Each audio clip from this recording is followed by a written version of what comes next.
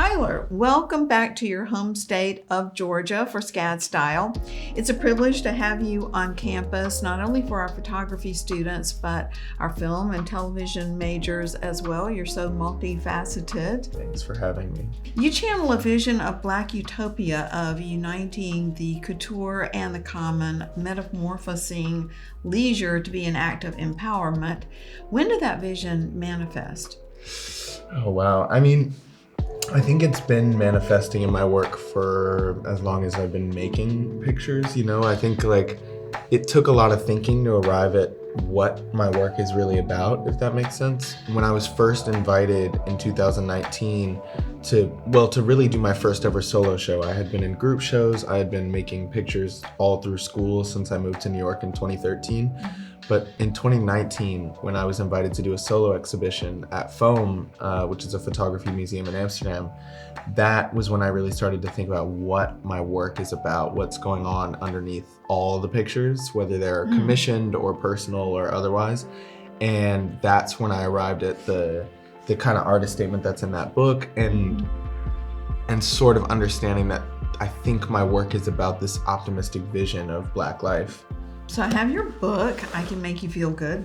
And, you say in here, I love everything that you wrote and of course the entire book. But you said, I feel an urgency to create a body of images where Black people are visualized as free, expressive, effortless, and sensitive.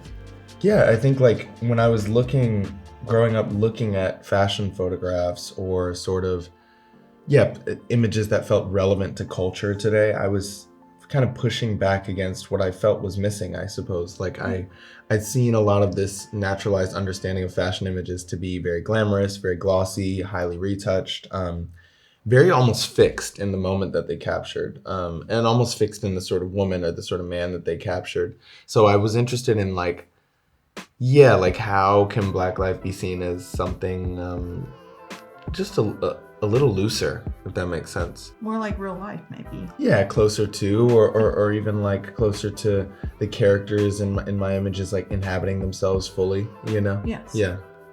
You refer to your subjects as protagonists. I'd love to hear about your communication with them on set. It depends on the person, but the funny thing about the communication on set is I actually don't communicate that much. I actually would rather allow them to get a sense for the environment that we're in and sort of figure out what's going on, and then they sort of start to play a character. You shot ad campaigns for many top brands, including Nike, Converse, and Adidas. And I cite those three in particular because we just launched a sneaker minor at SCAD. Yeah. Wow. So for our students who will soon be showcasing sneaker prototypes and samples, what's the Tyler Mitchell insight for photographing a lifestyle product like footwear?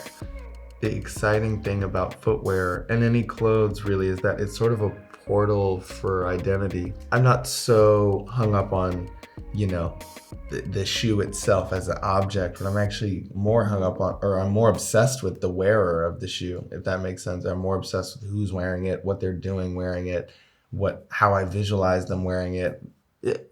So it's more like telling a story of someone wearing these clothes, because we all wear clothes, we all express ourselves through clothes. So that's the ground that I like to walk on, if that makes sense. Yeah.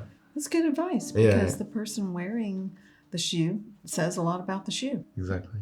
What have been some of the commissions that you've accepted that you've really delighted in?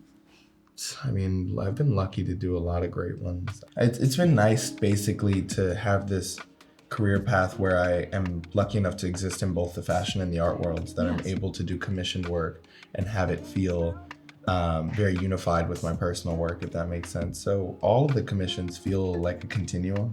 Of course, there have been great moments like photographing Beyonce. There have been great moments like photographing Spike Lee. There have been great moments like photographing all the amazing, whether it's musicians or models or actors, that really interest me. Yes. But it's the biggest joy is just being able to be myself in both spaces. Mm-hmm. Yeah. Fashion icon Andre Leon Talley was a dear friend of mine and very involved with SCAD. And he was also in awe of what you've achieved with being the first Black photographer to shoot a Vogue cover in its 125-year history. And of course, that was very resonant with him. And he wrote, of course, a big piece about you in the Washington Post. He spoke to me about you also. But he wrote, with Mitchell's achievement on the September cover, the hallowed, most important issue of the Vogue year, we can rejoice. We rejoice in Beyonce and her Blackness, in Mitchell and his Blackness, and in all the generations behind them. I feel unspeakable joy in this landmark for the history and the future of fashion. That's wow. Incredible. Yeah. People sent me the stuff that he had written, and I was just kind of blown away. Like, a figure like him, he's seen it all. He's seen it all. He's so connected to so many people. He's touched so many people. So it's one of those things where you're like, what, really, me? Absolutely. This series is called On Creativity, so I always enjoy asking, what is your definition of creativity? Research for me is the highest form of creativity. Like, I'm really a researcher. It's like, myself, I'm an obsessive of like surrounding myself with lots of images and things I love, and that out of that creativity is sort of born, if that makes sense. So, yes. Yeah. Research is so undervalued by those who are not in the creative world. Yeah, it's true. It's essential. Yeah.